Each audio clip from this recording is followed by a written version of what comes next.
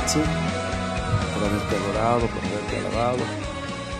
Permítanos hoy, Señor, entrar a esta nueva faceta.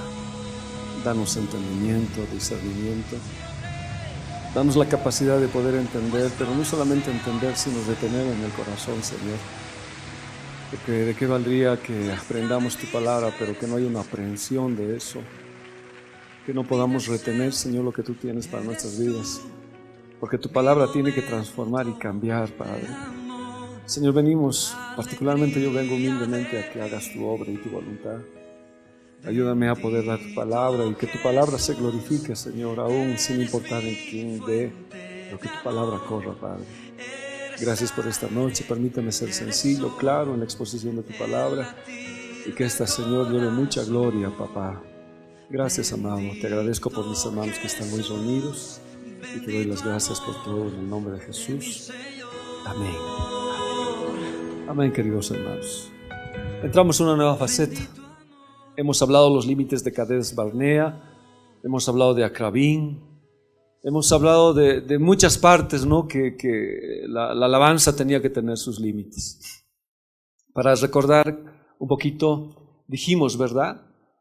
¿Quién pone límites a la alabanza? ¿Quién pone los altos? O sea, ¿cómo podemos saber dónde son los límites de la alabanza? En los videos que veíamos era una situación increíble, cómo la gente se había desvirtuado con la alabanza. ¿Y cómo está hoy? Poniéndole música, el contrapunto, el contrafactum, si se acuerdan del contrafactum, cambiándole la letra a una música que es dedicada al diablo. No estamos de acuerdo con eso. Menos tratar de darle una ofrenda a Dios que no le agrada. Entonces, ¿dónde están los límites? Y para entender los límites hemos visto cómo Judá, la tribu de Judá, absorbe a Simeón, ¿verdad? ¿Se acuerdan? Y Judá dice, no subamos. ¿Quién subirá conmigo? Cuando Judá sube a la batalla, hermanos, es el que encabeza la batalla, es el que alza el estandarte. Y Judá fue elegido por Dios para llevar la batalla. Y Judá dice, no, ¿quién va conmigo? Y Simeón va con él. Simeón significa el que oye la palabra. Entonces Judá, como la alabanza, absorbe la palabra, porque la tribu de Simeón desaparece, aunque no quiero decir que desaparece, sino es absorbida por Judá.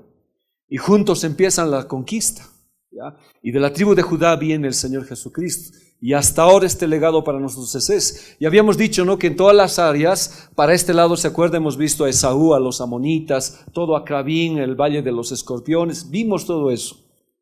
Hemos visto las fronteras de Cades Barnea, que nos llamó mucho la atención, cómo terriblemente ataca a los cristianos. Pero hoy vamos a hablar de otras fronteras, ¿ya? Acerca de de Judá, en el libro de Josué. Y para demarcar las fronteras de Judá nos demarcarán también, ¿qué cosa? Los límites de la alabanza, ¿verdad? Entonces hoy vamos a ver el límite en estos otros lados, ¿ya? Por el lado de arriba lo hemos visto cómo está en la tribu de Judá, pero ahora me interesa este lado, ¿ya? Al este o al oriente. ¿Qué dice Josué 15:12? Y su límite por el lado sur fue desde la costa del mar Salado, desde la bahía que mira hacia el sur. Estamos hablando del sur, ¿no? Según nuestra rosa está ahí más o menos de orientación, está el norte, está el sur, el este y el oeste. Ahora esto dice, ¿no?, al límite por el lado sur, desde la costa. Entonces cuando hablo del mar muerto, desde la costa, me estoy refiriendo desde abajo. Desde ahí empieza el límite y viene hasta todo este lugar, este límite que sería al este, o el oriente, o lo que se llama el levante. El levante es por donde sale el sol. Entonces su límite, ¿cuál es? El mar muerto, ¿no? El mar muerto. Pero si seguimos viendo el verso 15, capítulo 15:5 de Josué, que dice, el límite oriental es el mar Salado, hasta la desembocadura del Jordán, y el límite del lado norte, desde la bahía del mar de la desembocadura del Jordán. Entonces, por ambos lados. Para este otro lado, a este lado, está el límite del mar Mediterráneo. O sea, al oeste, al poniente, está el mar Mediterráneo. Perdón, no es el mar muerto, este es el mar muerto, mil disculpas. Es el poniente, es el mar Mediterráneo. A este lado es el mar muerto. Ahora, el mar muerto, ¿por qué se caracteriza? Por sal, ¿ya?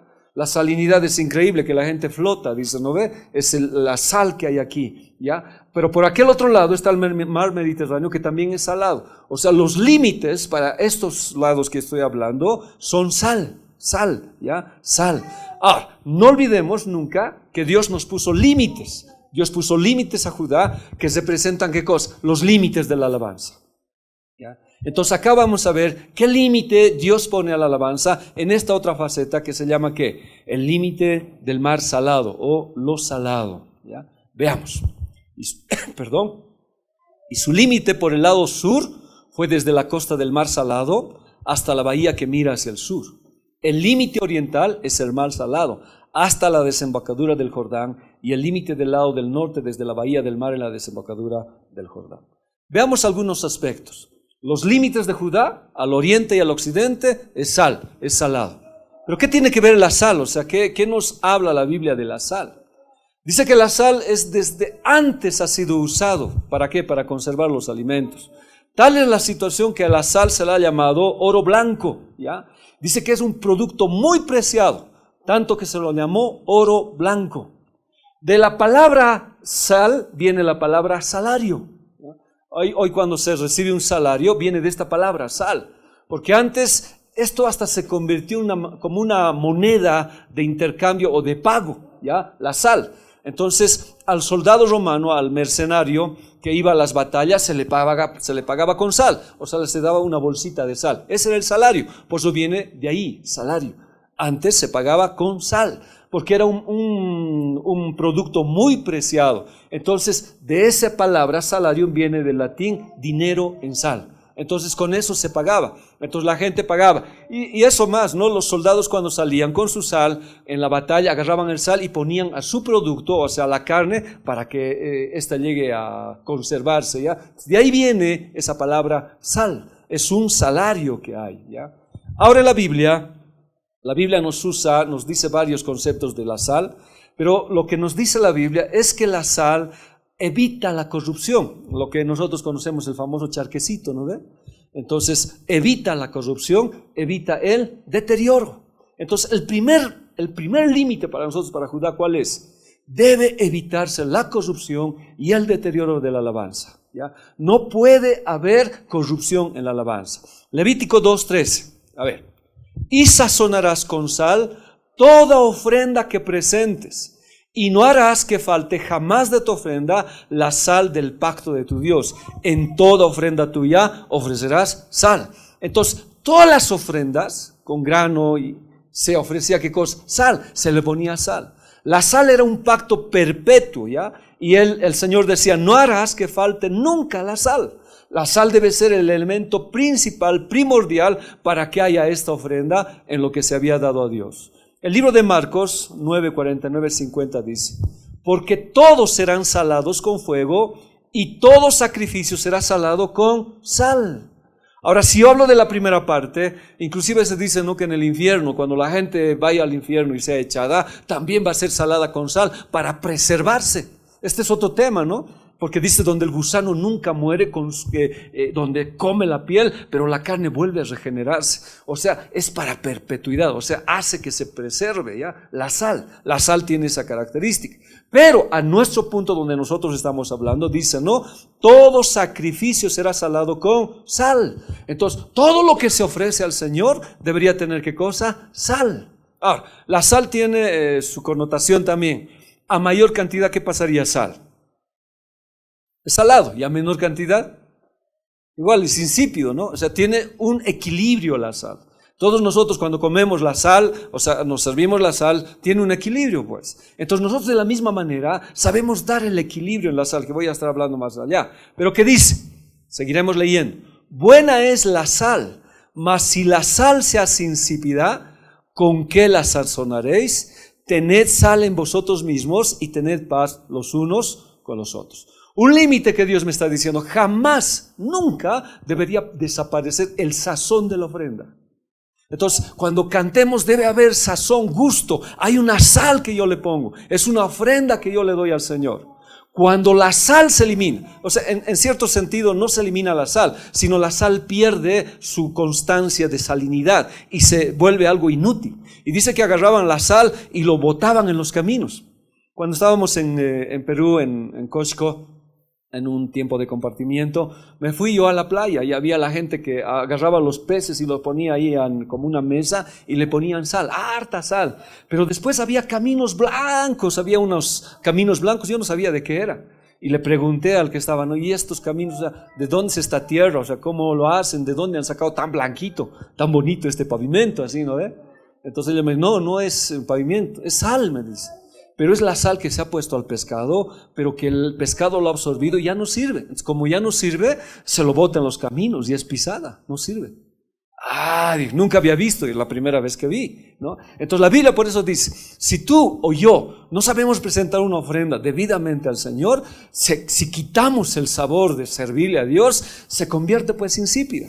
La iglesia, la alabanza, la prédica, siempre tiene que tener la sal de Dios. Pero eso yo no lo voy a poder poner por mí mismo. Es imposible, hermanos. ¿Ya? Eso es difícil. Cuando vayamos a ver más allá, eso es imposible. A eso se llaman asalariados. Los asalariados dan la palabra, pueden cantar, pueden tener ministerios, pero nunca van a tener sal. Porque la sal viene directamente de Dios, es un pacto perpetuo con el Señor. Es que cuando yo he recibido a Jesús, Él me ha dado esa proporción de sal para poder ser sal en el mundo y dar ese gusto, ese sazón. Ahora, todos nosotros tenemos esa proporción de sal, pero algunos de una manera muy especial para casos muy especiales. Por ejemplo, en la alabanza, por ejemplo, en la prédica o compartir, hay una proporción de sal que Dios nos da. Entonces, ¿qué dice la Biblia? Buena es la sal, mas si la sal se hace insípida, entonces ¿cuál es el límite? ¿En qué punto se hace insípida la alabanza? ¿En qué punto la alabanza se vuelve, perdón por favor por lo que voy a decir, aburrida? ¿En qué punto la alabanza ya no logra el efecto que siempre Dios nos ha llamado a hacer con la alabanza? Porque si se acuerdan, hemos dicho, ¿no? Los instrumentos musicales estaban hechos, sus cuerdas, hemos dicho, de la pancita de la oveja, que significaba ¿qué? El sacrificio de Jesús. Y cada vez que yo emitía, o los instrumentistas emitían un sonido, era el sacrificio de la cruz, recordar. Por eso lo tocaban así y producía algo. Una nación que se caracteriza por la música, ¿cuál es? Israel. Pero lo que Dios nos pide es que no se debe perder la sal. Y hoy en día muchos hermanos han acabado con la sal, no sé cómo decir, por los pecados existentes. Porque esto es bien interesante. Antes la sal no tenía como nosotros lo tenemos, no ibas a la tienda, por favor sal, y te vendía sal refinada para que no te crezca el bocio, qué sé yo. No, lo sacaban bruto. No sé si alguna vez ustedes vieron en Uyuni la sal bruta. Es de un color más o menos marrón, tiene otro color, son como cristales que salen.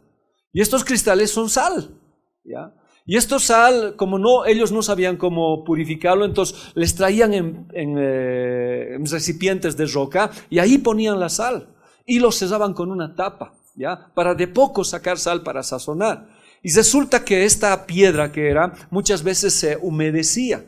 Entonces, por esa humedad existente, dice que se evaporaba la sal al fondo, adentro que estaba, para que lo de arriba todavía siga. Entonces, cuando usaban la sal, al final encontraban ¿qué? Sal insípida. Entonces allá no servía, lo agarraban y lo botaban, a veces al muladar, porque la sal les sirve para combatir las infecciones. Entonces entraban a los basureros, ahí botaban la sal. Y si no servía siempre, había perdido todo su sabor, lo ponían en los caminos. Había un dicho que dicen, ¿no? Los judíos cuentan, se dice, ¿no? Que y hasta ahora es real, ¿no? Se dice que los templos paganos, que no son cristianos, los construían en lugares altos, como los conocemos ahora. En lugares altos los ponen, ¿ya? Porque de los lugares altos encendía una luz. Entonces decía, no, esa luz te va a dar el verdadero camino. Entonces la gente se conducía por esa luz para llegar a esos templos paganos.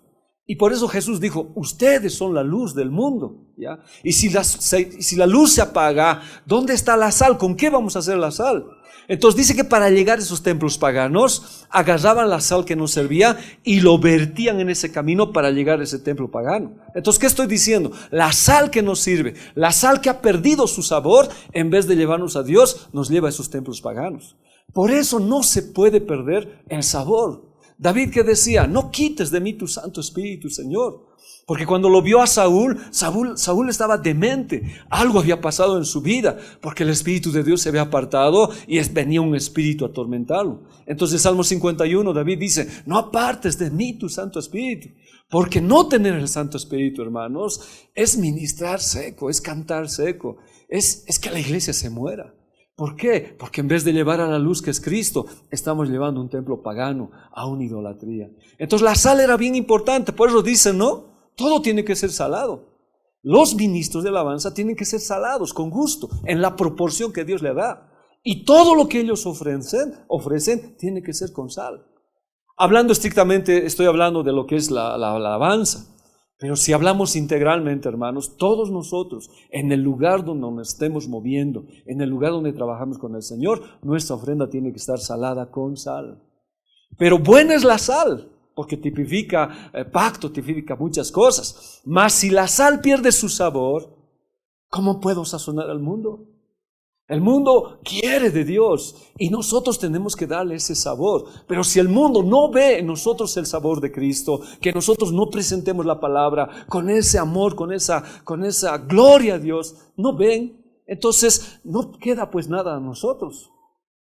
Mucha gente, hermanos, mucha gente no quiere venir a la iglesia porque nos ve a nosotros sin sazón, porque nos ve aburridos, derrotados. Entonces la sal debería existir siempre. Más que todo, ¿dónde? En el templo de Dios. Dice que antes las cámaras estaban llenas de sal.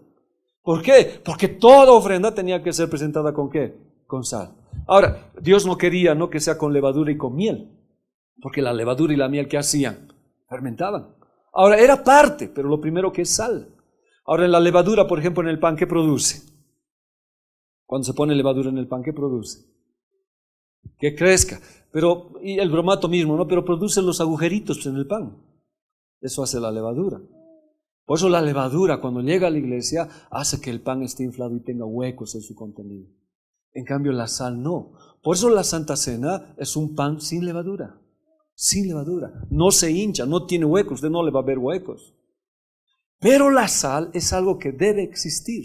Y dice que en los templos, que estoy hablando de los judíos, había cámaras repletas de sal. Mire, y por mí Artajerjes, rey, es dada orden a todos los tesoreros que están al otro lado del río, que todo lo que os pide el sacerdote Esdras, escriba de la ley de Dios del cielo, se le conceda prontamente hasta 100 talentos de plata, 100 coros de trigo, 100 batos de vino, 100 batos de aceite, ¿y qué cosa? Y sal sin medida.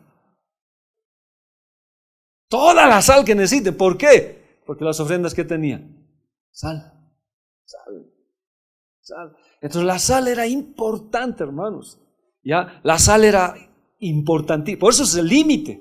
Dios dice, no puedes perder tu sabor, no pierdas el gozo de ser cristiano.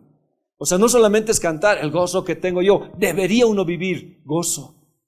El que esté triste, cante alabanza, el que esté, haga oración, pero diga el débil fuerte soy, dice, cante alabanzas, empiece a entonar alabanzas, ¿ya? Entonces, de ahí viene una palabra que es pacto de sal, ¿ya? ¿Y qué simboliza el pacto de sal? El pacto de sal simboliza un compromiso de Dios de cumplir su palabra y sus promesas. Ahora le explico un poco más. Cuando se agarraba la sal y se ponía la ofrenda a la sal, Dios estaba haciendo un pacto. Y Él estaba diciendo, yo voy a cumplir mi promesa hasta el último detalle en promesas y en lo que dice mi palabra. Entonces le ofrecían la sal. Y se cumplió pues, porque ofrecer un becerro, ofrecer un carnero y quemarlo en el holocausto, llegó a ser el pacto más grande que hubo con nosotros, Jesucristo. Y Jesucristo vino, de tal manera amó Dios al mundo, que ofreció a su Hijo. Y este Hijo, ¿qué pasó? Fue clavado en la cruz con pacto de sal. Nos amó eternamente y por siempre. Y ese pacto hasta ahora se cumple cuando nosotros hacemos la Santa Cena, pues. Y en la Santa Cena, ¿qué decimos? ¿No? Este es el nuevo pacto. ¿Y el nuevo pacto en qué consiste? En su palabra, que se cumple por siempre y para siempre. Entonces la sal era un componente principal en el uso de la ofrenda, ¿ya? Por otro lado, una vez que se echaba la sal, yo también me comprometía consagrarme solamente al Señor. Porque la sal preserva, perseveras, o sea, no hace que se corrompa, no hace que se dañe, hace que esa carne se mantenga, o lo que se pone la sal. Entonces yo me comprometo a ser firme con el Señor, a tener gusto, a alabarle al Señor con todo mi corazón, y que solamente Dios es mi Señor, Yahvé es mi Señor. Entonces, en eso era la sal, era un compromiso, tanto de Dios, que en un sentido es total, ¿no?, de cumplir todas sus promesas, tanto de mí hacia el Señor, ¿ya? Entonces era un compromiso. Levítico 2:13. Y sazonarás con sal toda ofrenda que presentes. Toda. Entonces, ¿qué ofrendas presentamos? Ahora, estamos hablando en el Antiguo Testamento, ¿no?, las ofrendas que se presentaban. Pero ahora, ¿qué ofrendas presentaríamos? ¿Qué ofrendas presentaríamos? Alabanza, ofrendas. Aquí no presentan ofrendas, a ver. Ayunos. ¿Quién da más? Oración. Son ofrendas que presentamos. Toda ofrenda que presentamos, ¿qué debe tener? Sal. ¿Ya? Y no harás que falte jamás de tu ofrenda la sal del pacto de tu Dios. ¿Ya? Nunca. En el Oriente, hermanos, cuando se agarraba la sal, implicaba ¿qué cosa? Garantía, promesa de fidelidad. Entonces, los dos individuos se unían y cada uno traía un saquito de sal. ¿Ya? El otro también traía un saquito de sal y lo ponían en la mesa y juntaban la sal hasta que sea una la sal. ¿Eso qué implicaba? Decían, no, prometemos. O sea, es garantía la sal de que voy a ser fiel a este pacto. Amigos por siempre, no sé, en los momentos más difíciles, este pacto va a estar con nosotros. Entonces, para los orientales era promesa, símbolo de fidelidad, constancia y un compromiso que no se podía violar. Es más, cuenta una historia de los judíos, dice, ¿no?, que un día un judío estaba caminando y le sorprendió la noche y encontró una tienda en medio del desierto. Y ellos sabían que una tienda así en medio del desierto era de fascinerosos, de malhechores. Y él no sabía qué hacer, pero el único lugar donde él podía llegar, dice. Entonces entró a la tienda y lo encontró pues al hombre ahí. Y le dijo, no quiero alojarme, pero antes de alojarme quisiera hacer un pacto de sal. Y hacer un pacto de sal era algo bien sagrado. Y el hombre se quedó sorprendido. Pase, hombre de Dios, le dijo. Pasó, sacaron la sal, hicieron ofrenda. Y le preguntó, ¿cuánto dinero tienes? ¿No? Y era una situación de un judío que tenía, estoy hablando de este tiempo todavía porque el pacto existe, y sacó su dinero, tengo $1,000. El otro hombre agarró y contó $1,000 y lo agarró en su bolsillo, se lo guardó, dice, dormite, se había dormido. Dice que el malhechor no durmió, caminó toda la noche cuidando sus $1,000, ¿ya? Hasta que amaneció, se levantó y le dijo, aquí están tus $1,000. Y lo acompañó y lo llevó hasta el lugar donde él tenía que ir. Dice que para el pacto de sal estos hombres lo cumplían al pie de la letra. ¿Ya? Entonces era un compromiso total. Si hombres sin conocer a Dios conocían ese pacto y lo cumplían, ¿cuánto más nosotros? O sea, hablaríamos muchas cosas del pacto de sal. Entonces cuando se compartía una comida que se sazonaba con sal, no se podía traicionar ni hacer daño a nadie. Entonces llegar a una casa y hacer un pacto de sal con comida era, pues, hermano, un compromiso total. Por eso nosotros en la Santa Cena recibimos la más grande bendición, porque compartimos con Dios un tiempo de estar con Él, ¿ya? Y lo que yo comparto, Dios me dice, yo nunca voy a traicionarte, yo voy a ser fiel a mi pacto. Entonces era un pacto total, el pacto de sal. Este pacto de sal me lleva, inclusive decía, ¿no? Si hay alguien, si un amigo mío con el que yo he hecho un pacto ha cometido un crimen y me llaman para testificar en su contra, por lo que he compartido, dice el pacto de sal, no lo hacía, porque había un pacto de sal. No lo voy a hacer, porque he tenido un pacto de sal con ellos. Me recuerda mucho una cita que estuvimos viendo en Viacha, está en Jeremías 31:3, dice, Yahvé se manifestó a mí hace ya mucho tiempo diciendo, con amor eterno te he amado, por tanto te prolongué mi misericordia. Amor eterno, otra vez la palabra olam. Desde antes Dios nos amó, nos ama y nos va a amar. Pero la pregunta es, ¿cómo me puede amar sabiendo que yo voy a fallar? ¿Cómo me puede amar sabiendo lo que hago? Pero Dios vuelve a decir, con amor eterno te he amado, porque ha habido un pacto de sal. Cuando tú has venido y te has convertido, ha habido un pacto de sal. Ese es el límite, hermanos. El límite es de fidelidad, de consagración, de entrega. No lo rompas, dice, Dios va a ser fiel. Ese es el límite. Tú también sé comprometido con el Señor. La alabanza y la administración, como hombre de Dios nosotros, ustedes y yo como mujeres, no debemos corromper este pacto. Judas lo hizo. La comida que tenían, por ejemplo, en la cena pascual, en el Cordero Pascual, dice que ahí en el Cordero Pascual estaban las hierbas amargas con sal, bien salada. Entonces se comía recordando que los sufrimientos que había, el Másora, si no recuerdo se llama, se recordaba los sufrimientos que uno había pasado en Egipto. Y cuando la comía era salada, pues. Cuando Jesús comió con Judas, dice que el Señor mismo le empapó el pan en esa ensalada. Ahora, podía serla dulce o no, le empapó y se lo dio a Judas. Y Judas no aceptó el pacto de sal. Dios fue fiel con él hasta el último momento. Y Judas salió y lo traicionó. Algunos dicen, ¿no? Es que la paga del pecado era muerte. Romper este pacto era muerte. Si Judas no se hubiera suicidado, otro lo hubiera matado porque había roto un pacto de sal. Los pactos de sal eran muy importantes. Y por eso Dios dice, ¿no? Yo te he amado con amor eterno. Aún tú has fallado, yo te amo. No amo el pecado, te amo. Por eso la pregunta es, ¿cómo me puede amar siendo lo que soy? Porque su amor es eterno. Y dice la Biblia, por tanto, te prolongué mi misericordia. Te prolongué mi misericordia, ¿ya? Entonces los pactos de sal son así. A ver, me atienden por favor, si no van a leer los que están un poquito desapercibidos. Este límite muestra a Judá que servir al Señor no es cualquier cosa, ¿ya? Hacer un pacto de sal con sus ministros es decir, nunca te voy a abandonar, jamás, ¿ya? Promete cuidar de sus necesidades hasta el final. Ahora esto yo lo tengo que entender de manera clara de lo que me dice el Señor. Si hablamos de alabanza o de ministros, ahora lógicamente esto es llamado, que lo vamos a ver enseguida. ¿Qué dice Números 18, 19, 21? Todas las ofrendas elevadas de las cosas santas que los hijos de Israel ofrecieren a Yahvé, las he dado para ti y para tus hijos y para tus hijas contigo, por estatuto perpetuo, pacto de sal perpetuo es delante de Yahvé para ti y para tu descendencia contigo. Estos eran los levitas. Cuando la tribu de Leví fue llamada, a todos les dio terrenos, a todos les dio límites, inclusive a Judá.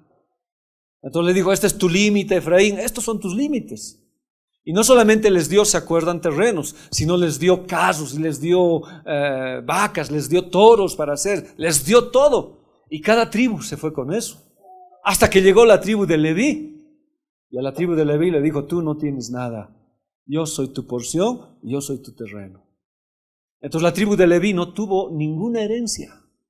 La herencia de Leví fue Dios mismo. Entonces los únicos que no tenían una porción de tierra para trabajar era Leví, aunque después se les asignó ciudades levíticas de refugio para que vivan. Entonces ellos ¿de qué iban a trabajar? ¿De qué iban a vivir? ¿Cómo iban a hacer? Entonces Dios les dijo, no, de todas las ofrendas que traigan las demás tribus, ¿ya? Esas son para ti, ¿ya? Esas son para ti. Pero ¿para quiénes más? Las he dado para ti, para tus hijos, para tus hijas, contigo, por estatuto perpetuo. Ahora, lógicamente, si yo lo contextualizo a nuestro tiempo, esto sería muy complicado.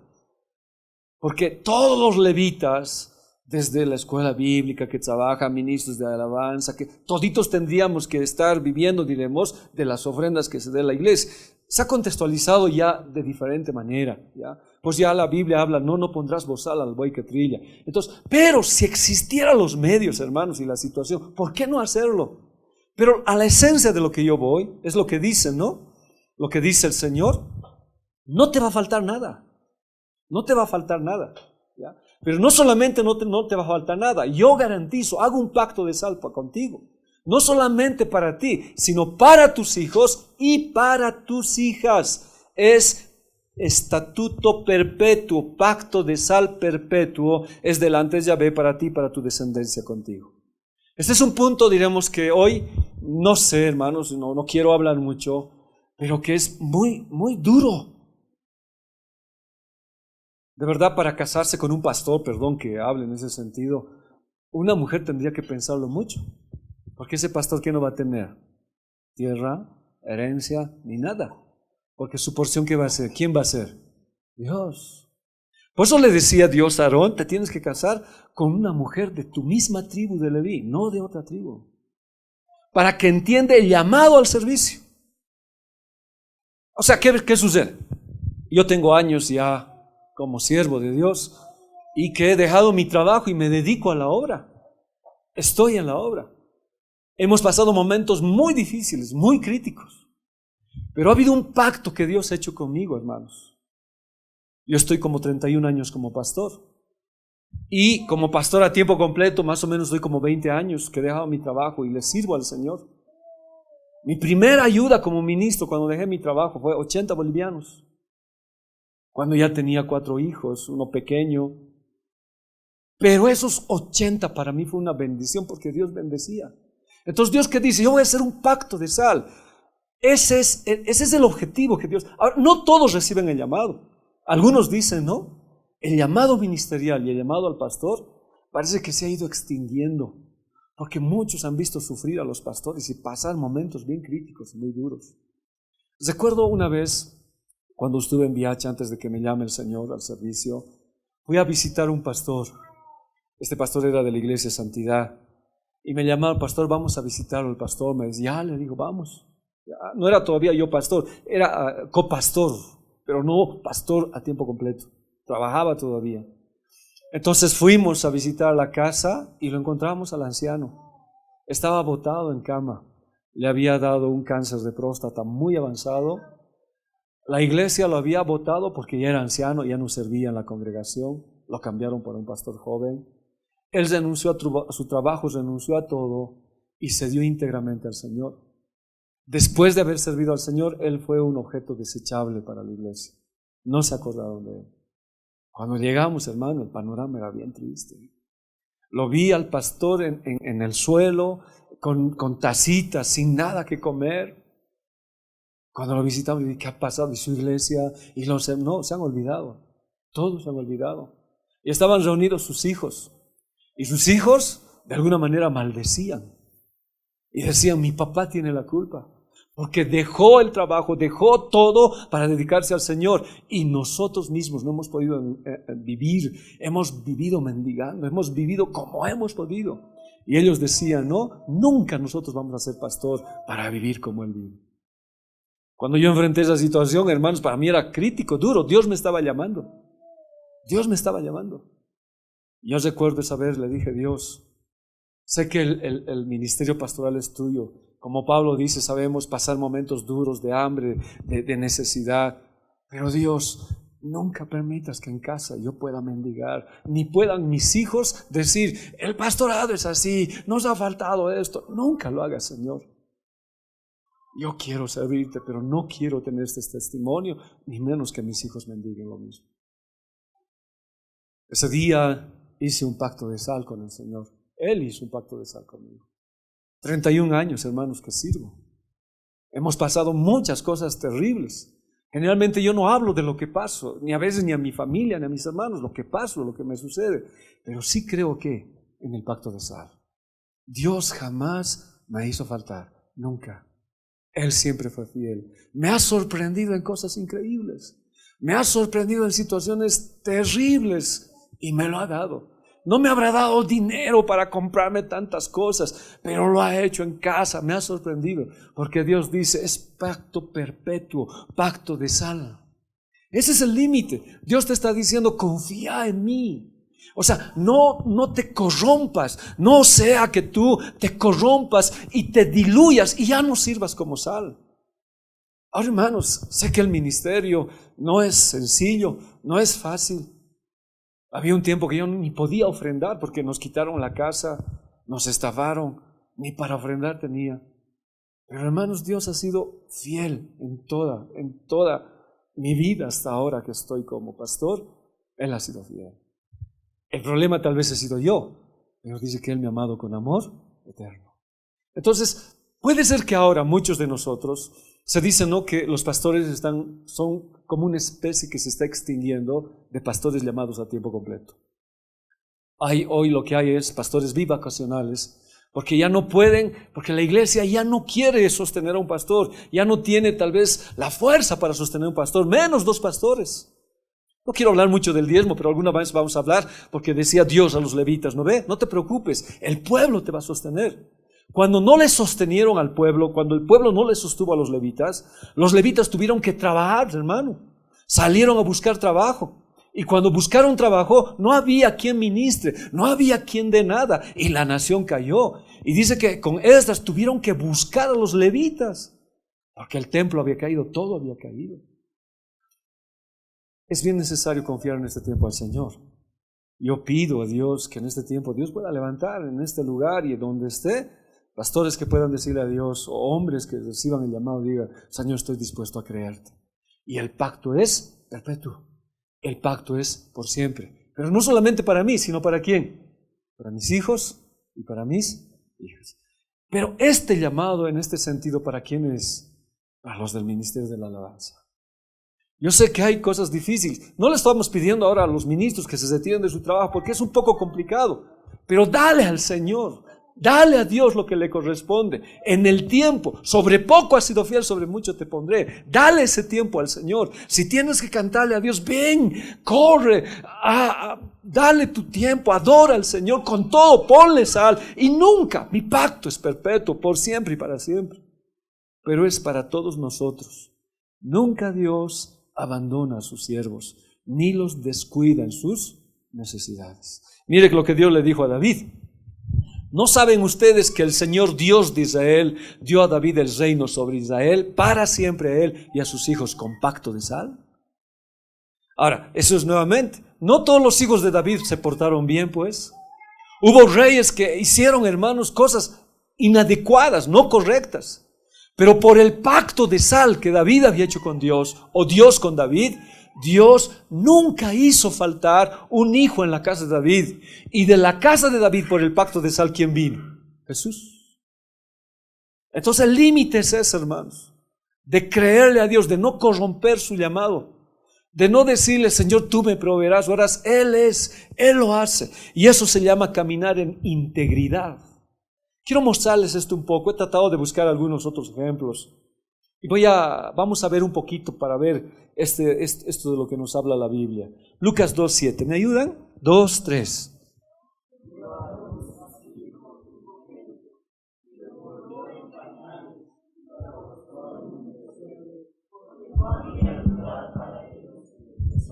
Ezequiel 16:4, por favor.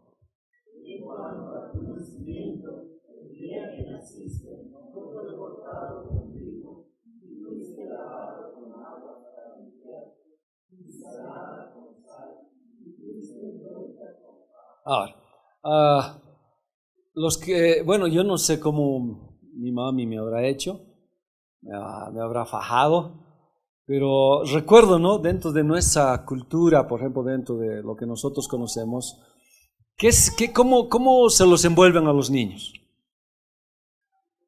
Como tanta guava, ¿no? Bien envueltos, ¿no? Como momia, su carita nomás se mira, ¿no? Inclusive cuando se caen y no se hacen nada. Y yo siempre preguntaba, ¿por qué le hacen eso? Y ellos decían, no, es que tiene que ser firme su columna. No sé si se acuerdan, ¿no? Firme. Porque su cabecita se mueve a cualquier hora, tiene que ser firme en su movimiento. Y cuando sea grande, ese niño va a ser firme en su columna. Y van los pobres han estado así envueltos, ¿no ve? Hasta que, bueno, ya con la nueva situación, mis hijos, ninguno fue envuelto así, ¿no? Era que los envuelva. Para que sea firme. Es que le voy a enseñar enseguida por qué, ¿ya? No, aunque está, ya le voy a enseñar por qué, ¿ya? El doctor dice, no, pero ¿por qué los van a envolver? Ellos estaban libres en el seno materno. Ellos se movían, es que déjanlos libres. Ahora los niños están así, ¿no? De meses, ¿cómo están? Están ahí, no ni nada de envueltos. Quiero ver lo que dice la Biblia, ¿ya? Cuando el Señor Jesús nació también pues bebé. Nació de un seno de la matriz de María. Y cuando nació, lo envolvieron con fajas. ¿Ya? Lo envolvieron con fajas. Pero esto era un rito, era una forma que hacían los judíos, ¿ya? Ahora, Nunca olvidemos, hermanos, que este pacto de sal, las personas se comprometían a consagrarse, o sea, es el principio. Entonces, cuando yo hacía un pacto de sal, me comprometía a algo. Entonces, ahora, ¿cuál era el compromiso con envolverlo a un niño así? ¿Ya? A Jesús lo envolvieron. Esto se llama, ¿ya? Veremos este detalle más. Antes se decía, ¿no? Este hombre vale sal, ¿ya? O este hombre es de sal. Entonces, la palabra que quiere decir esto, este hombre es recto, es valioso, es de calidad. Es una persona con lealtad y perseverancia, es un hombre de sal. La sal lo preserva, la sal tipifica pues fidelidad, es un hombre de sal. Entonces, los pactos de sal eran para ser personas así rectas y que yo me comprometa con el Señor. Es por eso que cuando el Señor Jesús nace, le ponen pañales y la palabra es esparganom, ¿ya? Y dice que es una faja de lino fino con el cual se envolvían a los niños, sean reyes a toditos, los envolvían. Y este era un compromiso de los papás, ¿qué? De criarlos a los hijos en rectitud. Y los envolvían por 15 minutos así, igualito. ¿Ya? Y algunos más tiempo, ¿ya? Pero el hecho era 15 minutos. Bien fajados los niños. Y los padres, dice que consideraban y meditaban y decían, y hacían un compromiso los padres, y decían, nosotros vamos a criar este hijo en rectitud. Así como está enderezándole esta faja, así va a ser íntegra y derecha su vida. Eso hacían con niños. Pero antes de envolverle, lo bañaban con sal. Porque antes no había pues desinfectantes, no había alguna situación para hacer. Entonces, ¿cuál era el otro? La sal. Entonces, antes de envolverlo, lo limpiaban y lo lavaban con sal. Le ponían un poquito de sal en el agua y al momento de lavarlo, al momento de que el niño había nacido, agarraban la sal y le lavaban todo el producto del nacimiento, ¿no? Y luego lo envolvían. ¿Qué significaba eso? El padre decía, ¿no? Y la mamá decía, este niño va a vivir una vida recta, íntegra.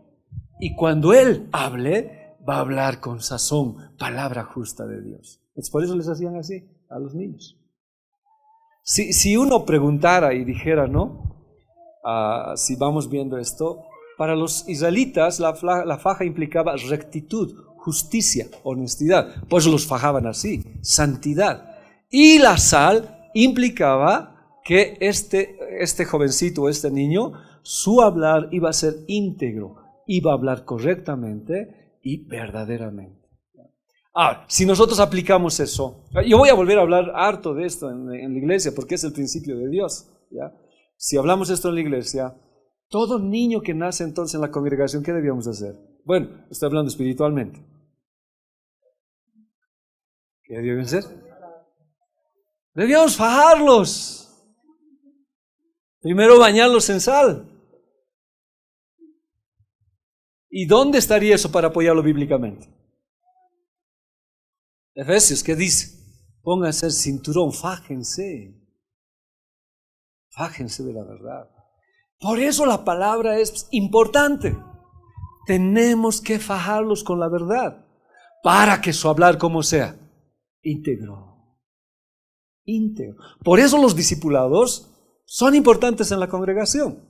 Los fajamos, pero antes les lavamos con sal, porque la sal desinfecta. La sal es como el Evangelio, es el Evangelio, purifica, ¿ya? No nos permite contaminarnos, pero si te fajas, serías un niño que camina en rectitud, justicia, honestidad, santidad. Por eso que dice la palabra, instruye al niño en su camino, y aunque fuere viejo, nunca se apartará de él. Fajado y lavado con sal. Son principios que hay en la Biblia, sal es importante. Mateo 5:13.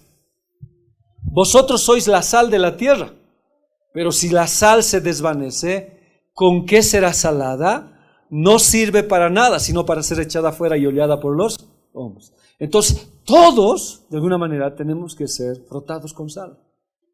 Pero al hablar de sal, estoy hablando de palabra. La palabra es lo que nos va a agarrar y nos va a fajar en su palabra. Entonces los límites, si sigo hablando, es que me debo fajar de su verdad. Debo hablar correctamente como Dios me dice. Ese es un límite, no puedo salir de ese límite. Son los límites de la alabanza. A ver, Ezequiel 43:23. Cuando termines el proceso de purificación, ofrece un ternero y un macho cabrío sin defecto ante el Señor. Y los sacerdotes derramarán sal sobre ellos y los ofrecerán como sacrificio que se quema completamente al Señor. Entonces, como vuelvo a reiterarles, ¿no ve? La sal conserva los alimentos, simboliza incorrupción. Entonces, la alabanza no puede corromperse, hermanos. Tiene que preservarse. ¿Cómo? A través de la sal. La sal que tipifica la palabra de Dios, el Evangelio, el nuevo pacto que hizo Jesús.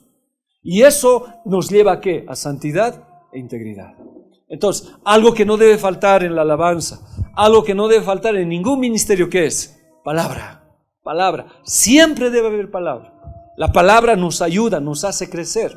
Entonces, la sal que evita la corrupción. Entonces, el límite de Judá al oriente y al occidente para Judá es la sal. No puede corromperse. Pero ¿cuándo se corrompe? Cuando no hay sal, cuando no hay palabra. No se habla sazonadamente. No se habla correctamente. Por eso, perdón que vuelva con esta cita bíblica. Dice, no, ustedes son la sal de la tierra.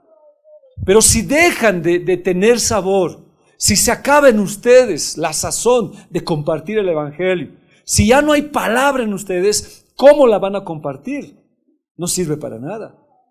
Entonces, la palabra nos está diciendo, tiene que haber palabra, perdón que sea reiterativo, tiene que haber palabra. En toda ofrenda que presentamos, tiene que haber palabra. Ese es el límite, porque si hay un ministerio sin palabra, se corrompe. Si hay un pastor sin palabra, se corrompe. Cualquiera sea el ministerio que presenta ofrenda, ¿qué tiene que tener? Sal. Porque la sal preserva, la contiene, la hace pura. Entonces la sal es importante. Pues toda ofrenda debía ser puesta con sal. Entonces, la alabanza no tiene que corromperse. Entonces, por eso, ¿se acuerdan la tribu de Judá que hizo con Simeón? La absorbió, porque Simeón era, Dios oye palabra. Entonces, la palabra es importante, ¿ya? Entonces, cuando uno conserva la palabra, sazona, es símbolo de sal, la palabra que hay, ¿ya? Entonces, cuando uno se aleja de la sal, o sea, se desvanece el sabor, se desvanece la palabra, la adoración ya no es verdadera. Es como sal que se desvanece. Les he dicho, ¿no ve? La sal que no servía, ya la que quedaba abajo, se la agarraba y se la ponía pues como balastro, como para el camino, para que pisen la gente o para los muladares. Entonces la Biblia está diciendo, nunca tiene que faltar palabra, no debe faltar palabra. Entonces, ¿cómo debería cantar el ministerio, por decir? ¿Qué debería caracterizar al ministerio de la alabanza? Colosenses 4:6. Por favor.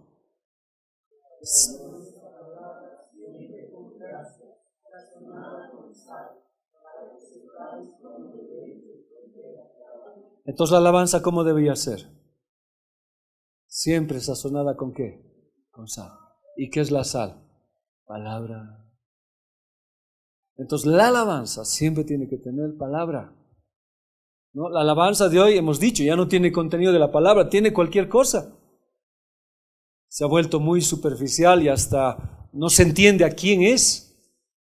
Por eso les dije alguna vez, no, quiero dedicar esta canción de Anet Moreno, ¿no? Ángel Guardián, a mi chico que me ama, ¿no? Y a veces en la iglesia están cantando también esa alabanza. Bueno, no es alabanza, ¿no? Entonces no tiene. En cambio, la alabanza sí debe tener palabra, ¿ya? Palabra total, debe ser. Y esa dice, con gracia, para que sepan cómo hablar, ¿ya? Ahora, esa palabra desvanecer, si la tengo otra vez, aquí está, dice, mire, aprendamos. Vosotros sois la sal de la tierra, pero si la sal se desvanece, esa palabra desvanecer en el griego es morainos.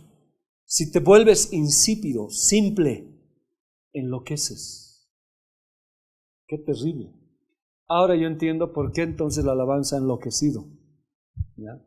Dice, si ya no hay sal y la sal se desvanece, la alabanza se vuelve insípida, simple y se hace una locura. Ahora, ¿se acuerdan en el becerro? En el becerro había ¿qué cosa? Alabanza. ¿Para quién era la alabanza? Para Dios. ¿Para quién eran los sacrificios? Para Dios. ¿Pero en qué se convirtió? En locura. Porque ¿qué se convirtió? En una orgía.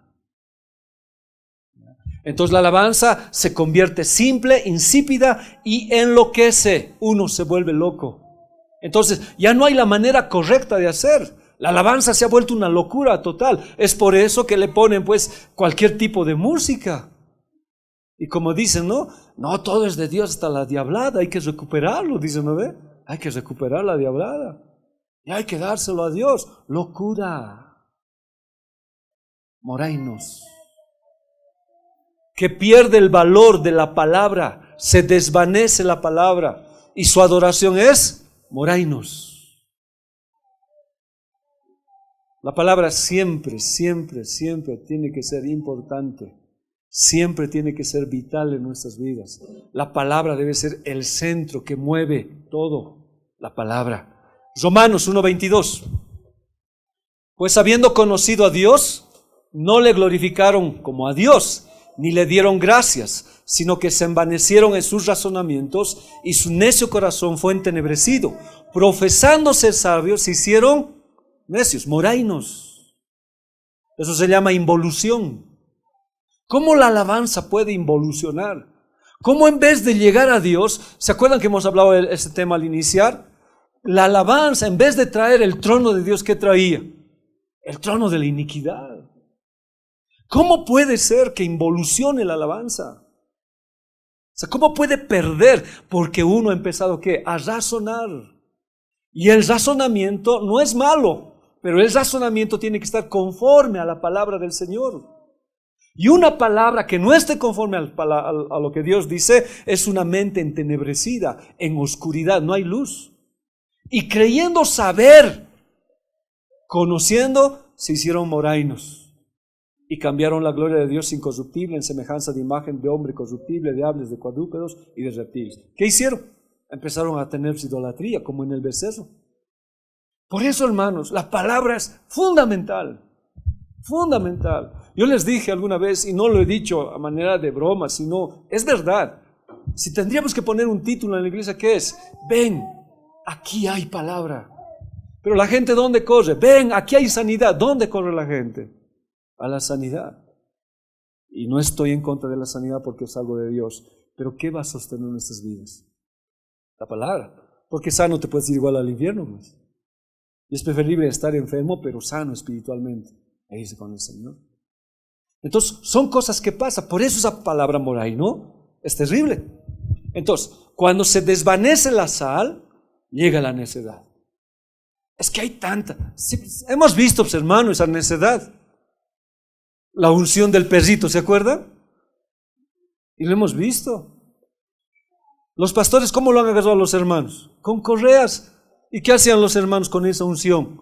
Aullaban, ladraban, ¿se acuerdan? ¿No ven? Ahí en la lección, ¿no ve, Alficito? ¿En qué lección estará? Está grabada, revísenla. En Cades Barnea era, ¿no? La primera. Pero era la unción que el pastor ponía. Y es la gloria de Dios, dicen, ¿no? Y los hermanos, ¡oh, oh! Estaban ahí, ¿se acuerdan? ¿Eso qué es? Morainos. Por falta de palabra, ¿qué se han vuelto? Locos. Locos. ¿Se acuerdan? Es otro video que también, bueno, fue más antes que lo vimos, cuando dice el pastor, no somos ovejas, hermanos. Somos ovejas. Y yo voy a orar y como ovejas vamos a comer hierba, dice, ¿se acuerdan? Y el pastor ora. Y los hermanos hay una locura y salen al patio y ¿qué comen? Pasto, como locos. Eso se llama involución. ¿Involución por qué? Por falta de palabras, hermanos. Conoceréis la verdad y la verdad os hará libres. La falta de palabra nos vuelve morainos. Es una involución. Cambian la gloria de Dios. Es terrible lo que está pasando hoy. Pero el más grande problema, ¿cuál es? La gente. Un pueblo ignorante es fácil de conquistar. Por eso cuando había en Bolivia, no querían, pues por eso hubo las persecuciones con Avelino Siñán y con ellos, cuando se creó Arizata. No quería que se haya educación, porque si había educación había libertad, había manera de razonar. Y la única manera de razonar en las cosas de la iglesia es a través de su palabra. Entonces nadie ya nos va a engañar. Nosotros ya ponemos un alto. No, no es así. No es así. Esto está mal. Entonces la palabra nos ayuda. Pero hermanos, cuando hay una involución, la gente que no sabe adora pues al becerro. Y dicen, ya ve, es Dios. Estos son los dioses que te han sacado de Egipto. Sí, y empiezan a adorar. Y están adorando y entra pues un espíritu que no es el trono de la iniquidad. Y dice que ahí empiezan a tocarse hombres y mujeres, se convierte en una orgía terrible. ¿Y estoy hablando de qué? De alabanza. La sal preserva. La palabra de Dios nos ayuda. De la palabra sal también viene sal, saludo, salud, salvación. La sal nos da salud. La sal nos da salvación. Por la sal podemos saludar conforme a las cosas que es de Dios. Entonces, esos límites son algo que Dios nos está enseñando. Miren, 1 Timoteo 6:3. Si alguno enseña otra cosa y no se conforma a las sanas palabras de nuestro Señor Jesucristo y a la doctrina que es conforme a la piedad, está envanecido, nada sabe y delira acerca de cuestiones y contiendas de palabras, de las cuales nacen envidias, pleitos, blasfemias, malas sospechas, disputas necias de hombres corruptos de entendimiento y privados de la verdad, que toman la piedad como fuente de ganancia. Apártate de los tales. Lógico, esta gente ya no tiene sal, pero están en el ministerio. Entonces, ¿qué hacen? Enseñan cualquier cosa, no la sana doctrina, no conforme a la palabra, y están tan envanecidos, hermanos, que a veces usan cosas para hacer pelear en la iglesia, y es terrible lo que pasa. Entonces dice, ten cuidado.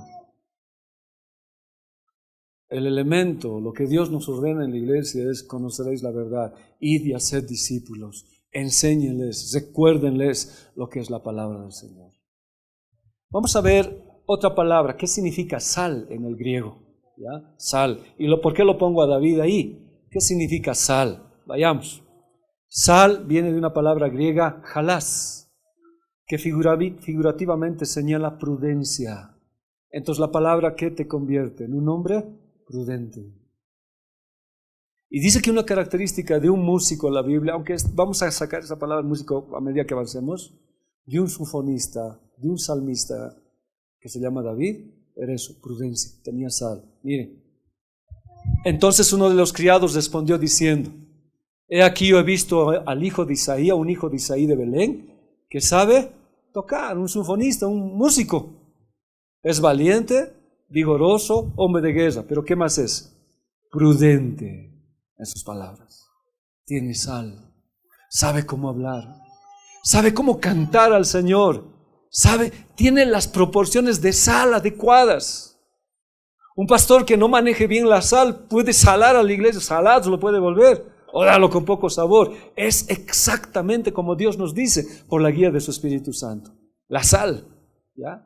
Prudencia se entiende como cautela, moderación, equilibrio y balance. Entonces el ministerio de la alabanza, ¿qué debía tener? Cautela. ¿Cautela con qué? ¿Contra quién? ¿O por qué? No sé. ¿Cautela a qué? A la corrupción. ¿Puede existir alabanza corrompida? Sí. Entonces, cuando ellos tienen sal, el jalás, ellos saben tener cautela, se moderan, tienen equilibrio y balance. Y una de las cosas que Dios pide es que seamos equilibrados, ¿ya? El diccionario de la Real Academia Española define prudencia como una virtud que consiste en discernir y distinguir lo que es bueno o malo para seguirlo o huir de él. Entonces el ministerio de la alabanza, ¿qué tiene? Capacidad de discernir qué es de Dios y qué no es de Dios. Pero eso no viene pues como magia, no me dice David, pon sus manos sobre Isaí para que tenga discernimiento. No, eso viene ¿cómo? Con palabra. Cada vez que tengo palabra, me vuelvo más experto para discernir entre lo bueno y lo malo. Entonces, ¿la sal es importante, hermanos? ¿Sí? ¿Sí o no? A ver, digan pues amén. La sal es importante, es el límite. Romanos 12:1-2, miren. Así que, hermanos, os ruego por las misericordias de Dios que presenten vuestros cuerpos en sacrificio vivo, santo, agradable a Dios, que es vuestro culto racional. Es un culto inteligente, es con cautela, entiendo, discierno. No le doy cualquier cosa, sé lo que le doy. No me conformo a este siglo, o sea, no agarro del mundo la moda y lo traigo a la iglesia, sino yo me transformo por la renovación que Dios me da en mi vida, por el entendimiento. Y así entiendo cuál es la buena voluntad de Dios, agradable y perfecta. Ese razonar no es como en el otro hemos visto, sin Dios. Este razonar es en la palabra. Hoy, por ejemplo, cuando escuchamos la palabra, estamos razonando, pero no razonamos según nuestro criterio, según lo que dice la palabra del Señor. Y eso nos lleva a hacer un culto racional, inteligente. Veamos otro lenguaje. Por eso, hermanos míos, ya que Dios es tan bueno con ustedes, les ruego que dediquen toda su vida a servirle y a hacer todo lo que a Él le agrada. Así es como se le debe adorar. Busquen lo que le agrada, busquen lo que es correcto para Él. Pero ¿cómo puedo saber qué es lo correcto? Su palabra, su palabra, su palabra. Esa es la guía que nos ha dado el Señor. Cualquiera sea la situación, Dios ha dado palabra, pues hermano, palabra. Alguien dijo, ¿no ve? No sé si alguna vez ustedes han querido arreglar algo, un artefacto sin sus instructivos. En mi trabajo era así, yo recuerdo, yo trabajaba en la parte mecánica y reparábamos frenos de aire. Y pues no teníamos los instructivos, pues, y los desarmábamos. Y al final ya no podíamos armarlo. Y mi amigo decía, estos gringos han hecho de más, lo botaban. Y lo armábamos, pues. Estos gringos han hecho de más. Y no funcionaba, hermanos. Entonces tuvimos que pedir de Fiat, porque eran de Fiat los sistemas de aire, para ver cómo funciona. La Biblia es igual. No es que los gringos han hecho de más, como nos dicen, ¿no? La Biblia es igual, es un instructivo. Pero algunos queremos solucionar nuestras vidas sin ese instructivo. El ministerio, la alabanza, el pastor, todos nosotros tenemos una guía. Y esa guía se llama la Biblia. Y esa palabra nos enseña qué es correcto y qué no es correcto. ¿Ya? Entonces voy por eso dice la Biblia. Y no vivan ya como todo el mundo, pues ustedes viven, si ellos hacen así, nosotros también. La iglesia de allá tiene, no sé, lo han implementado a su alabanza pasito tuntum. Lo haremos también, sale bien, pastor. Los jóvenes están alegres, adoran, y como alguien decía, ¿no? El Espíritu viene más, no sé qué, digo, ¿no? Viene más, pero no es así, no te acoples, dice, ¿no? A esa manera de pensar. Así podrán saber qué es lo que Dios quiere, es decir, todo lo que es bueno, agradable y perfecto. Entonces un límite en el ministerio es sal. Tiene que haber palabra. La palabra te hace santo. La palabra te da la capacidad de preservar. Te da la capacidad de no corromper lo que hay. Hasta ahí es tu límite. Si tú sales, vas conforme al mundo, eso corrompe. Eso corrompe. Es el límite que Dios nos ha dado. Por eso Pablo, ¿qué nos dice? Sí a la santidad y exclusivos para Dios. Exclusividad. Tenemos que actuar racionalmente, pero estos razonamientos son mediante la palabra. Y no un razonamiento que hagamos cultos que no sean de acuerdo a su voluntad, sino que nosotros usemos alguna innovación dentro de la congregación para ganar o para hacer algo bueno. Pero que al final puede ser terrible, hermanos.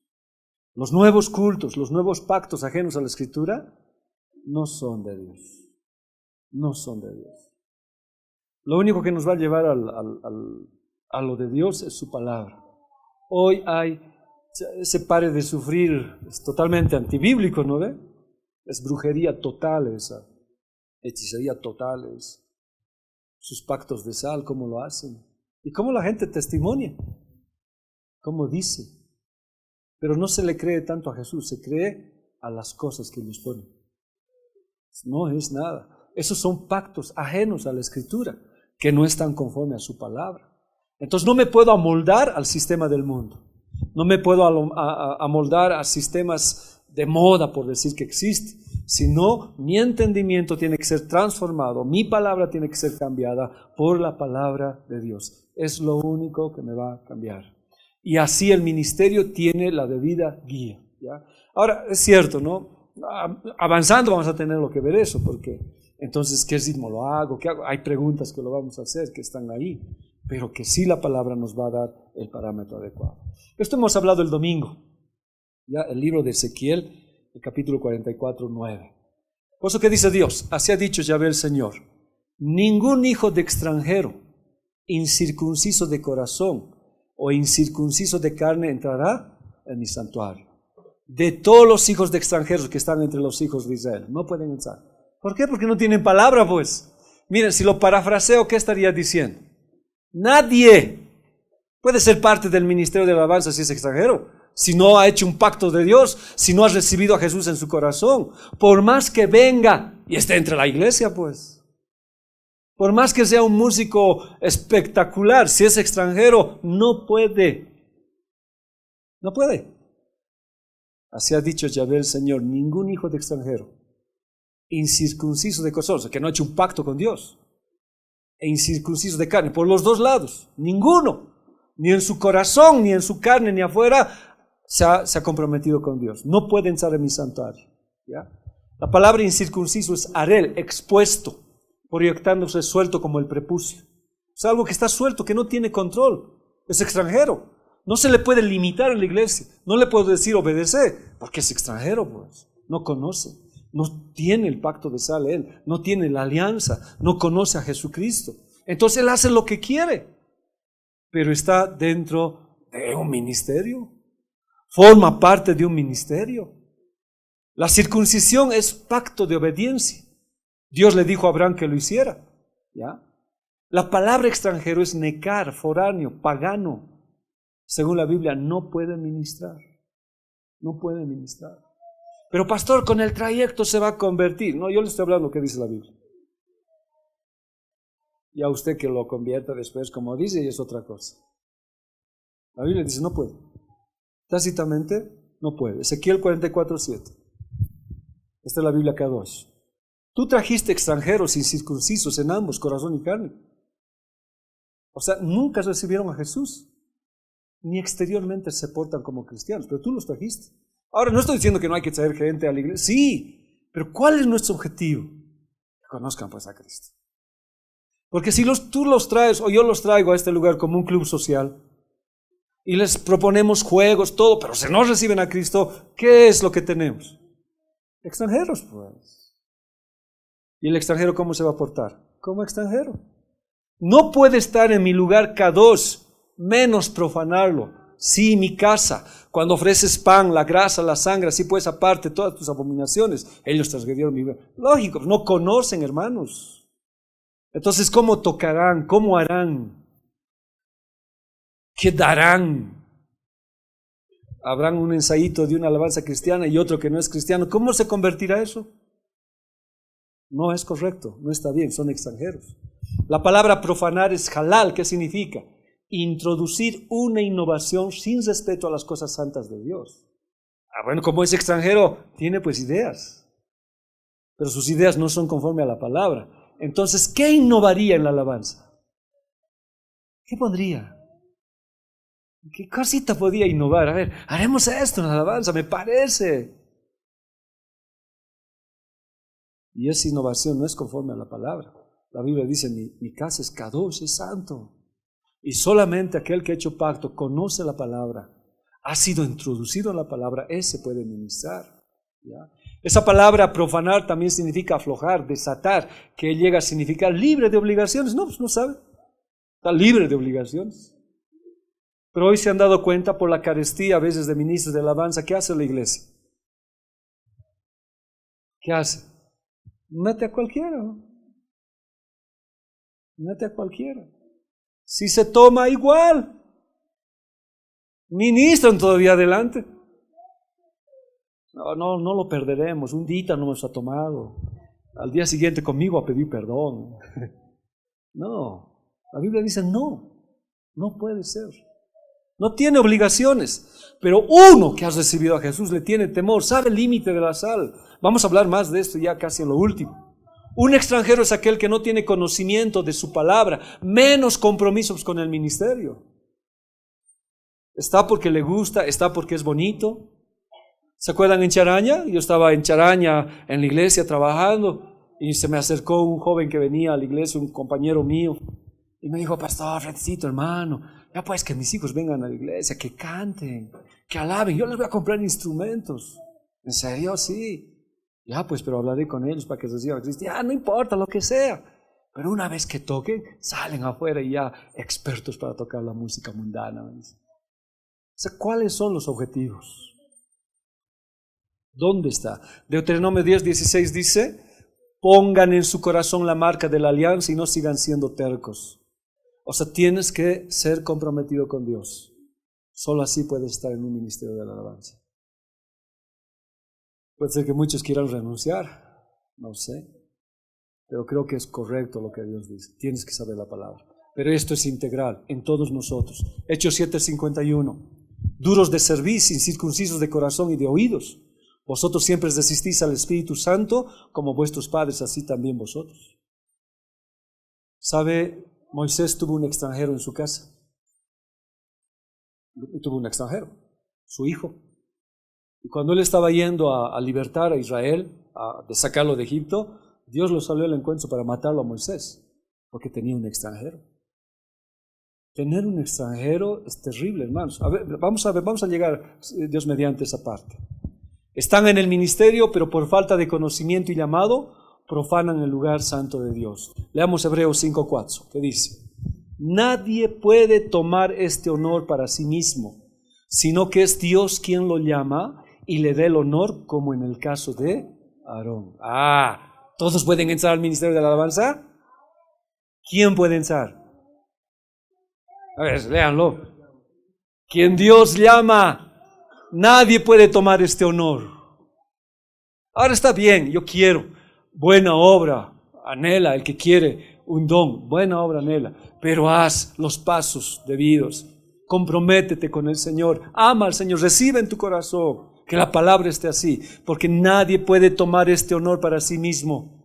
Un día Datán, Corén, Abirán quisieron tomar ese paso. Y dijeron, ¿qué eres tú, Moisés, Aarón? Nosotros también somos igual, con Dios hablamos. Quisieron ser sacerdotes. Dios intervino. Y dice que los separó. La tierra se abrió y se los tragó vivo a Datán, Abirán y Coré y a toda su familia. Porque quisieron tener un honor que no les correspondía. Entonces, ¿qué digo? Dios llama en este tiempo. Dios llama al ministerio, Dios llama al pastorado, Dios llama a los ministerios. Ahora, Dios está llamando este tiempo. Tampoco usted diga, no, Dios no me va a llamar. No, Dios te está llamando. Pero este es un honor, hermanos. Es un honor. Dios llama como Aarón. Dios lo llamó. Hoy, ¿cuál es el peor problema? No hablaré del ministerio, hablaré a ver de los pastores, para que no se han mellado mucho. ¿Cuál es el problema hoy de la iglesia? Porque yo escucho decir, ¿no? Está estudiando para ser pastor. Qué bien. ¿Se estudiará para ser pastor? Sí. Pero pregunto, ¿y el llamado? Por más que estudies para pastor, si no tienes el llamado. No digo que no estudie, debe estudiar. Pero si no hay llamado, ¿cuántos pastores hoy hay, profesionales, que conocen la Biblia, pero que no tienen qué cosa? El llamado. Y han llegado a ser morainos. Por eso hay abuso en las ofrendas, por eso hay abuso sacando dinero, por eso hay cada cosa que se inventan para agarrar a la iglesia. Porque ellos ya no aman el ministerio, ellos son hombres profesionales. ¿Ya? Por eso dicen, nadie puede tomar este honor. Pero ahora si lo aplico al ministerio es igual. Es un honor cantar, es un honor servirle, pero es un llamado. En cambio hoy hacen casting, ¿no? Para entrar al alabanza. ¿No? ¿Y cuántos se presentan? Pero preguntamos, ¿llamado? El llamado debe ser lo principal, hermanos. Y el llamado Dios lo está haciendo en este tiempo, porque es algo importante. Y terminaremos con esto, que es ya en la hora.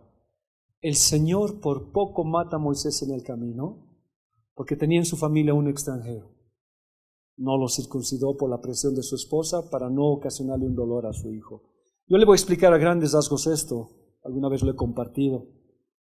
Durante el camino en el lugar donde Moisés y su familia iban a pasar la noche, el Señor salió al encuentro de Moisés y quiso matarlo. Siempre que yo leí esto decía, ¿pero qué, Señor, lo querías matar? Le pones sus manos, le llamas a la zarza y después le dice, tú vas a libertar a mi pueblo. Y él agarra a su esposa y sus hijos y va a Egipto a libertar. Y justo en una posada, en un lugar de descanso, Dios sale, ¿para qué? Para matarles. ¿Para qué lo manda, pues? Perdón, Señor. ¿Para qué lo manda? ¿No ve? Mi idea, mi pensamiento. Es que había un problema. Dios había dado una orden a Abraham. Todo niño debe ser circuncidado desde los 8 días. Extranjero que haya en tu nación debe ser circuncidado. Esto es ley. Y dice Dios, aquel que no sea circuncidado debe ser muerto, no debe vivir, debes erradicarlo. Era ley. Y desde Abraham, toditos debían ser circuncidados. Y Moisés se casa pues con Séfora, su nombre es Pajarito. Pajarito que salta significa su nombre. Y no era estable en las cosas de Dios, por eso no, un levita tiene que casarse con un levita. Un pastor tiene que buscar a alguien que tenga ese mismo llamado. Pero Moisés se casó pues con Séfora. Séfora era hija del sacerdote Madián. Entonces, cuando nació su hijo Gersón, ¿ya? Había que circuncidar a los 8 días. Entonces Séfora interviene. No, Moisés, ¿cómo? ¿Sabe lo que era circuncidar, no ve? Tenía que agarrar un cuchillito y cortarle el glande del prepucio, del pene de su hijito. ¿Cómo tan guagua va a llorar? No, Moisés, no lo haga. ¿Cómo Dios va a ser malo así? No, Moisés, no. Moisés le hizo caso, pues. Y no lo circuncidó. Y cuando lo llamó Dios, lo llamó a él estaba circuncidado.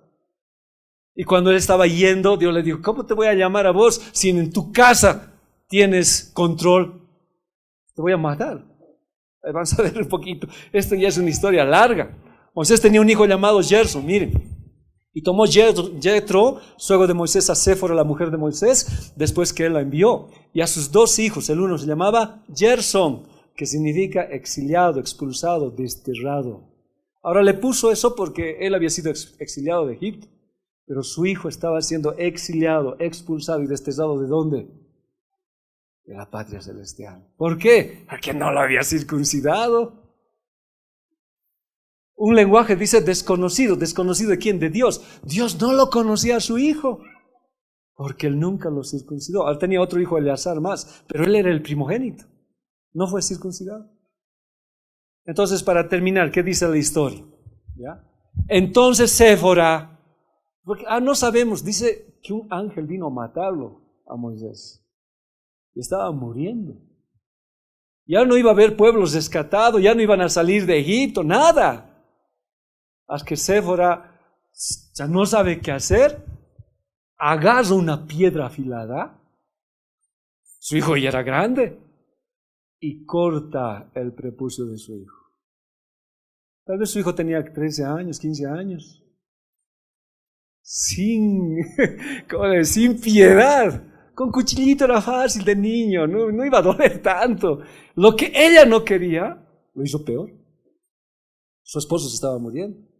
No sé qué habrá dicho su hijo, no, soltame, no sé, yo no sé. Pero le agarró y con una piedra filosa, ¡pam!, le cortó. ¿Qué era más doloroso? ¿De niño o después? Y agarró el prepucio, dice, y lo echó a los pies de su esposo, diciendo, la verdad, tú eres un esposo de sangre. Yo debería haberte apoyado desde el principio. Hermanos, en el matrimonio no es un juego. Dios en un momento dado nos llama la atención al esposo, llama la atención a la esposa. Hay que servir juntos, pero a veces no siempre es posible. Cásense de manera adecuada. Cásense con lo que Dios le dice. Recién Moisés reaccionó. Y lo vio a su hijo llorando y sangrando. Toda una historia, ya Séfora. Perdón, debería haberte hecho caso de un principio. Séfora volvió, solamente Moisés se fue solo. Fue terrible, hermanos. Era un ministerio familiar, se convirtió en un ministerio individual. Séfora volvió con sus hijos, porque tenía que sanar. Y tal vez Eliezer tampoco estaba circuncidado, pero lo tuvieron que llevar y solo Moisés va. Después de tiempo lo encuentra. ¿Qué estoy diciendo? ¿Puede haber extranjeros en el ministerio, hermanos? ¿Puede haber alguien que se alude ser pastor y no conoce la palabra y no tiene llamado? Puede haber. Pero ¿cuáles pueden ser las consecuencias? Ministros de alabanza sin pacto, extranjeros, puede haber, sin sal. Pero el producto final, ¿cuál es? Muerte. Dios tarde o temprano. Esta palabra que yo ya no les digo, ¿no? Perdón, para terminar, dice, esta palabra encuentro es bakash. O sea, ¿qué quiere decir en el hebreo? Salió para pedir cuentas, salió para examinarlo, salió para decir si había cumplido las cosas de Dios. Y cuando le salió al encuentro, me hago la idea, ¿no? Le dijo, ¿circuncidaste a tu hijo? Le dijo, no. ¿Y así quieres ir a libertar al pueblo? Si ni en tu casa tú has puesto orden. ¿Y así quieres ir? Vas a morir. Hasta que el esposo tuvo que entrar en escena. Entonces los pactos de sal nos dicen los límites. Compromisos con el Señor. No salir de la santidad. Una entrega al Señor. Tarde o temprano Él va a salir al encuentro con nosotros. Hoy, tal vez cada uno de ustedes piensa que no pasa nada y que puedes ejercer el ministerio como estás y que no te va a ocurrir nada. El domingo hablamos. Lo único que haces es atesorar ira sobre ira para el gran día de la juicio. Pero llega un momento, hermanos, a ti y a mí, que un día nos va a salir Dios al encuentro. Y no va a salirte para acariciarte, va a salir para matarte, porque no obedeciste, no estuviste correcto a las cosas de Dios. Y Él lo sabe. Gracias a Dios que su amor es eterno y nos prolonga su misericordia. ¿Sabe por qué seguimos así? Por ese amor eterno y por su misericordia. Pero los tiempos son cercanos, hermanos. La iglesia está por irse y Dios va a salir al encuentro. Y el encuentro va a ser doloroso y aún puede aplicarse ¿a quién? A nuestros hijos. Necesario que nos circuncidemos en el corazón, en los oídos, en la boca para servirlo así. Amén. La próxima vamos a seguir hablando de sal, va a ser largo. Mi momento de amor, la alegría de vivir. Bendito Jesús, eres mi fuente.